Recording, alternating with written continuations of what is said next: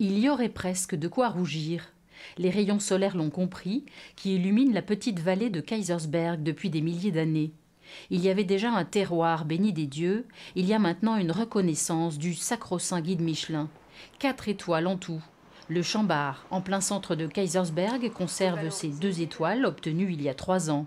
Olivier Nasty et son équipe drainent de multiples talents. Et depuis le 9 février, 2 nouveaux étoilés sont nés. Julien Binz, tout d'abord, à Hammerschwihr, à quelques kilomètres de là. Il a repris un ancien restaurant il y a 1 an.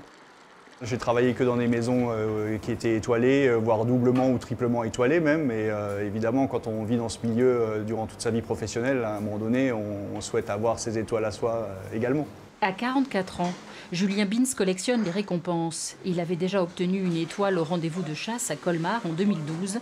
Mais là, c'est chez lui.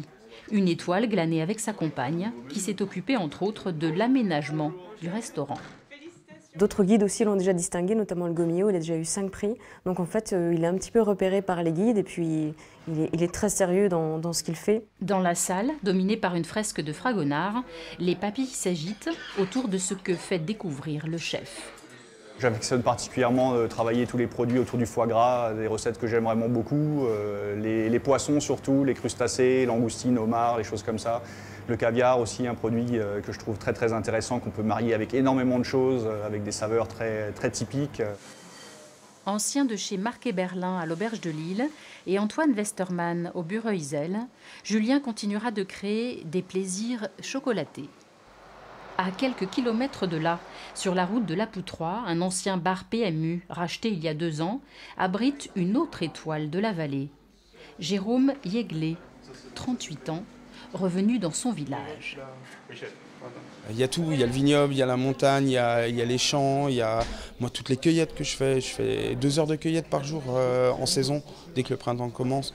Avec son équipe et son épouse, cet ancien du Ritz, notamment à Paris, ne changera pas ses prix pour une étoile. Avec ou sans étoile, on veut vraiment que ça reste accessible à un maximum de personnes. Et voilà, on veut prouver qu'on peut manger, qu'on peut bien manger sans forcément pratiquer des prix exorbitants. L'Alchimie propose une carte tout en dessin, à dessin. Le restaurant se veut Brut mais classe, brut pour le côté paysan, mes racines, cet amour de la terre, cet amour de notre Alsace, de notre terroir. Je suis aujourd'hui installé dans mon village natal. Je veux que ça reste simple, je veux qu'aujourd'hui chez nous, tout le monde se sente à la maison à l'Alchimie. Jérôme espère que les clients viendront ici pour l'aventure d'une vallée qui cache encore de multiples secrets gastronomiques. Derrière ces vignes millénaires.